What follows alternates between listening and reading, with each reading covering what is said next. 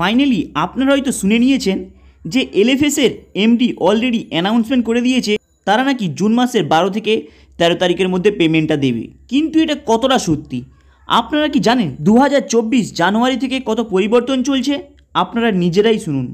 সে আমাকে সেই ডেটা দিচ্ছে না, তো যাই হোক, এই ভোটের জন্য, চক্করের জন্য হয়তো অনেক দেরি হয়ে গেল। এমডি বলছে ওদের ভোটের প্রবলেমের জন্য ওরা অ্যাকচুয়ালি দিতে পারেনি। তাহলে কি 2024 জানুয়ারি থেকেই প্রবলেমটা চলছিল? আমি তাও 12-13 তারিখ টাইমটা নিচ্ছি, তার কারণ এবার যেন কথাটা না, কথা যেটা দেবো সেই ডেটটা যেন ফেল না হয়। আপনারা নিজের কানে শুনলেন যে এইবার এমডি কথা দিচ্ছে ওরা নাকি জুন মাসের 12 থেকে 13 তারিখের মধ্যে পেমেন্টটা দিয়ে দেবে। আজকে আমি ভিডিও বানাচ্ছি মানে 10 তারিখ আপনারা শুনলেন, দেখবেন 12 থেকে 13 তারিখের মধ্যে জাস্ট দেখুন পেমেন্টটা আসছে কি আসছে না, কিংবা পে আউটটা ক্লিয়ার করা চালু করেছে কিংবা না।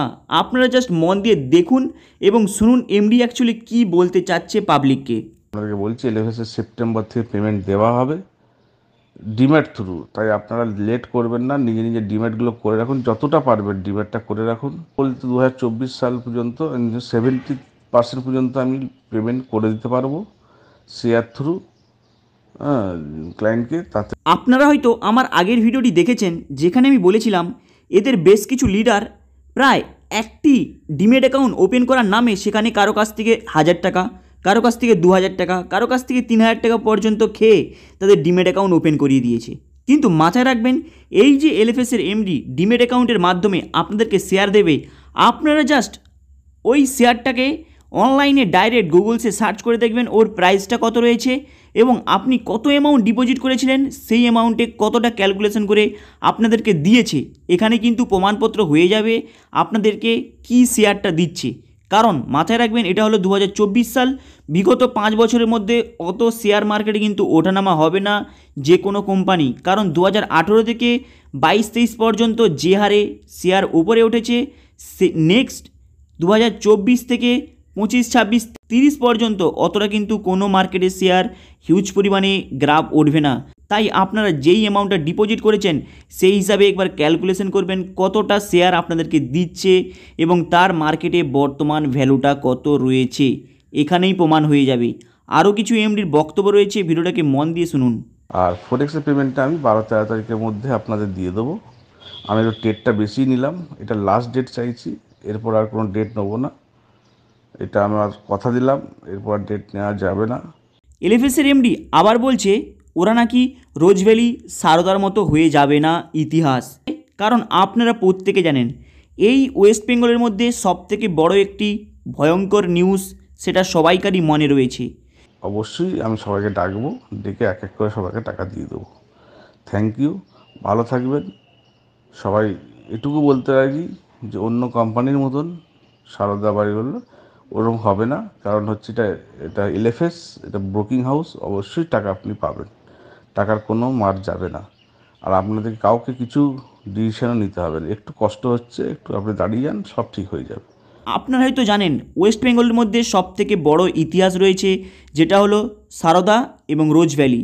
এই নামটি আপনারা প্রত্যেকে ঘরে ঘরে সবাই জানে কিভাবে মানুষদেরকে বোকা বানিয়ে পয়সা লুটে নিয়ে এখনও পর্যন্ত জেল খাটছে ওদের কিছু, কিন্তু পয়সা কবে দেবে তার কোনো গ্যারেন্টি নেই। বিগত কয়েক বছর হয়ে গিয়েছে, আপনাদের হয়তো অনেকের মনে পড়ে গিয়েছে কিংবা কারো কাছে স্মৃতি হিসাবে রয়ে গিয়েছে। সেম এই এলএফএসের এমডি ওরা নাকি বলছে ওরা এই সারদা রোজভ্যালির মতো এই এলএফএসের ব্রোকার হাউসকে হতে দেবে না, তার আগে পেমেন্ট ক্লিয়ার করে দেবে। কিন্তু আপনারা কিছুক্ষণ আগে কি শুনলেন, ওখানে জুন মাসের 12 থেকে 13 তারিখের মধ্যে ওদের পেমেন্টটা ক্লিয়ার করে দেওয়া হবে। আবার এলএফএসের এমডি বলছে ওরা সেপ্টেম্বর মাসে পেমেন্ট ক্লিয়ার করবে। অ্যাকচুয়ালি দেখা যাবে এই এলএফএসের এমডি কিভাবে পে আউট থেকে শুরু করে তাদের এই শেয়ারটি দেয় পাবলিককে, এখানেই পরিচয় হবে এই এলএফএসের এমডি।